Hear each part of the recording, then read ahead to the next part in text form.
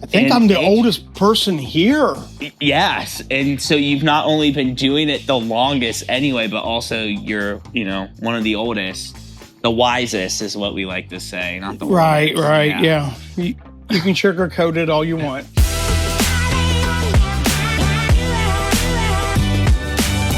Wow. I can't believe we made it. I can't believe this is happening today. I can't either. Doug, you have been somebody I've been trying to get on the Off the Clock podcast forever. You would come in the back of the warehouse where we do the production, and you would just, talk to me and mess with me while I'm doing these shoots. And I'm like, hey, you keep messing with me, I'm going to get you on here. That's true, but I hid from you for a while. Yes, but here we are, episode 17.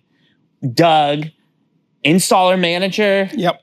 He does a lot of stuff here too. I see you always running around, and we're here. And how's your day going?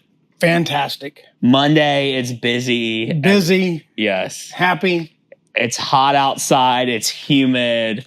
Systems are getting installed. Yes. And things are moving. I got to ask, before we get into this, we've discussed briefly, I'm obviously into collecting. I'm a collector. I collect video games. Okay. But you're also a collector.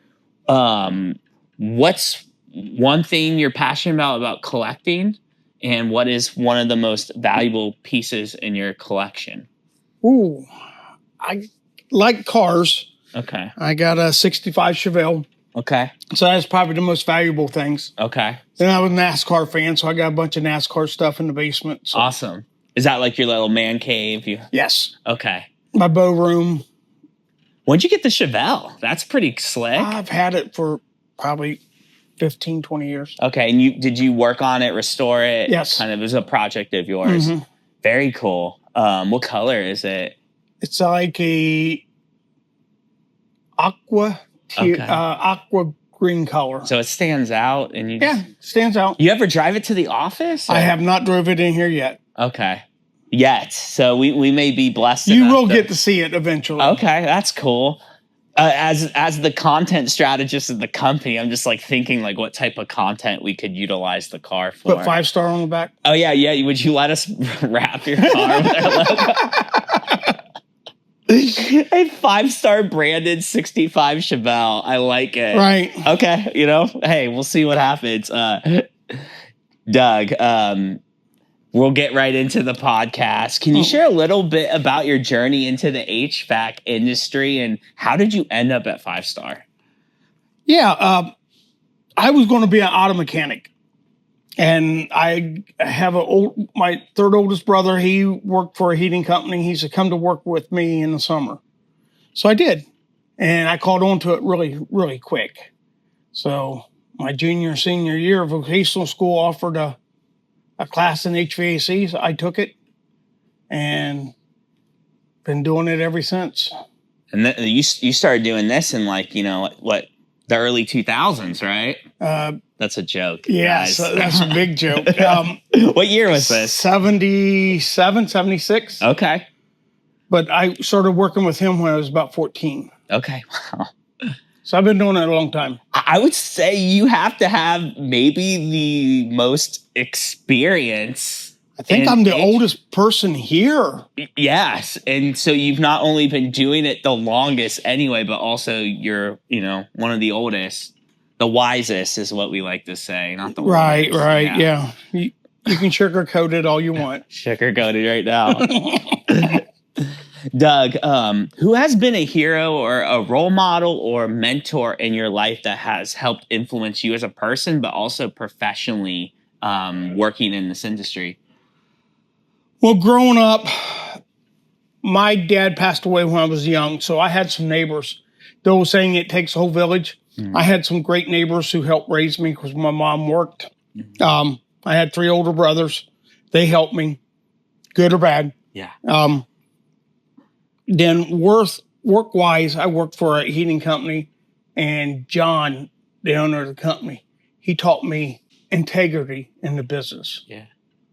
So, when I followed his footsteps. Yeah. If it wasn't right, we didn't do it. Yeah, absolutely. And I know that is a core value that our company, strives for every day. And that's something that's kind of it's instilled in our culture, is that, look, we're going to do everything right. And if that means the job takes longer, or, we have to spend a little extra time, installing the system, being at the customer's home, like we're going to do it right. And that's, as a leader, you've now pushed integrity onto your employees as well. So that's really cool to hear. Everyone faces challenges in this life. This world can be tough and it can beat you down. Can you share any hardships or tough times that helped shape your career, shape your outlook on life, and just made you the man you are today? Sure. When I started in the trade, there wasn't a whole lot of jobs in the field. It's not like it is today. So the day I signed for my first house, I got laid off. Went in the shop next day and they laid me off. Oh, you don't know how that, when my first daughter was born, I got laid off. So it makes you appreciate what you got. Wasn't laid off long. I don't know if that was just a ploy to because as a young man, you always got different opinions about how things should be. Sure. So that was a couple of the heartaches, Then I lost a brother. So yeah, it was just different things that made you become a man. Yeah.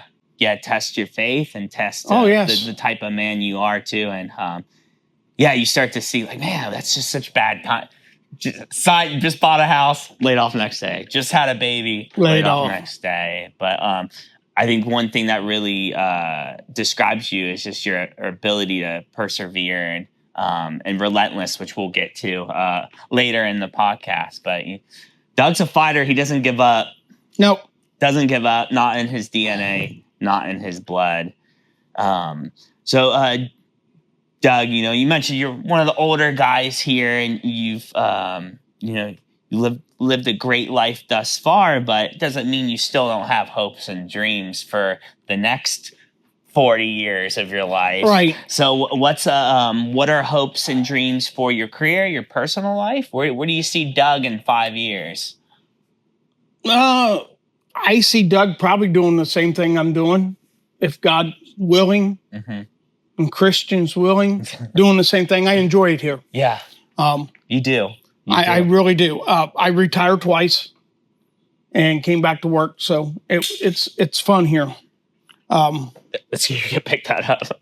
Yeah, it's my eyes. Yeah, it's fun here. It's fun here.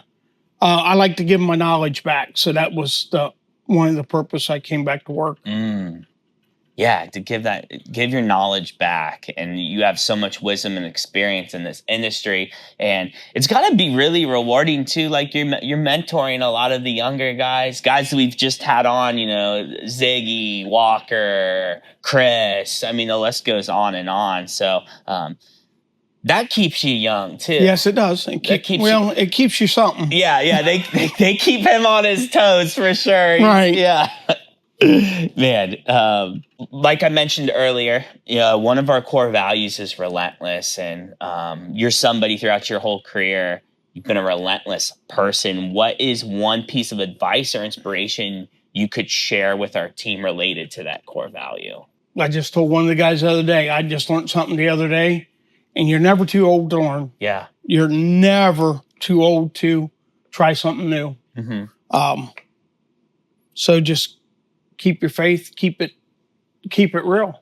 If you don't know something, figure it out. Yeah. Find out how to do it. Absolutely. That's great. That's great advice. It's simple and it's practical. Yeah, it's practical. My thought was always is if I don't do it, somebody's got to come in and do it. How would they do it? Yeah. Yeah, I think the one thing is when you look for mentorship too, you realize like, hey, whatever job, whatever goal, whatever you're trying to achieve, there's somebody that has done it. Yes. And they clearly followed a system or a blueprint. which is why they know how to do it, because no one's born with this knowledge. Right. You had to learn it. And if someone else can learn it and apply that, then why can't you do the same thing? And sometimes it just takes you identifying that person and asking them how they did it, right, and doing it. It's so true. Yeah. Doug, we like to end these podcasts with just like a fun, random, get to know you kind of question. What's a hidden talent, fact, or interest about Doug that our team may not know about you?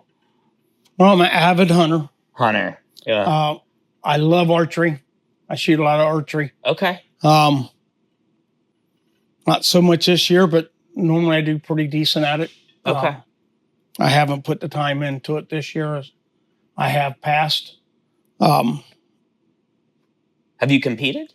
Yes. Okay. Yeah, I finished state twice and maybe 3 times. Wow. In the top 5 of the state shoots. Okay. That I would say like all of the shooting events and the archery events in the Olympics are normally some of my favorite to watch. They're a lot of fun. That's a little different from I shoot. I shoot like a traditional, but we do have guys that shoot the Olympic style recurves. Yeah. And they're really, really good. They're really good. Really, really good. Yeah. It's like, wow. That's a whole different class. Sure. Absolutely. So Doug, thank you so much for hopping on, man. This was a wonderful conversation. Thank you. And guys, thank you for watching Off the Clock Podcast. We have a bunch of great episodes coming up with our incredible team. And we're just really grateful for you guys. So yeah, thanks a lot, and we'll see you next time.